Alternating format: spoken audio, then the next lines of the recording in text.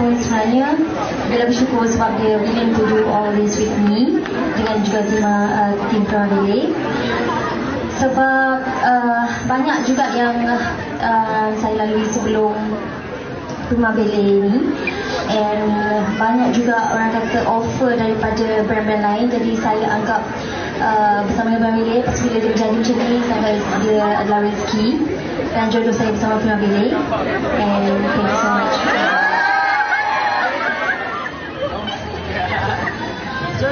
Saya dah dapat lampu hijau. Saya kena dapat lampu hijau dulu. Kalau tak dia senyum-senyum sekarang, lepas ni habis saya kena marah. Bella dia penyabar dia luar biasa. Berapa yang ramai orang tidak tahu.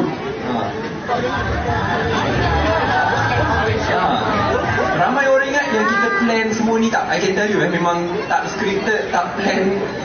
Memang kita buat semua secara kita bincang tepi nanti lah.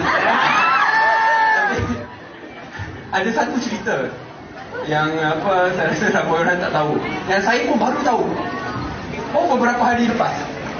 Tapi bila saya dengar tu, ada orang ingat marah tak, saya ketawa tak habis bila dengar cerita tu. Okay, bagaimana kolaborasi saya dengan Bella ni boleh berlaku dalam Prima Ballet? Awal-awal Bella seperti biasa, the Iron Lady which she is, dia memang duta pertama bagi Prima Ballet.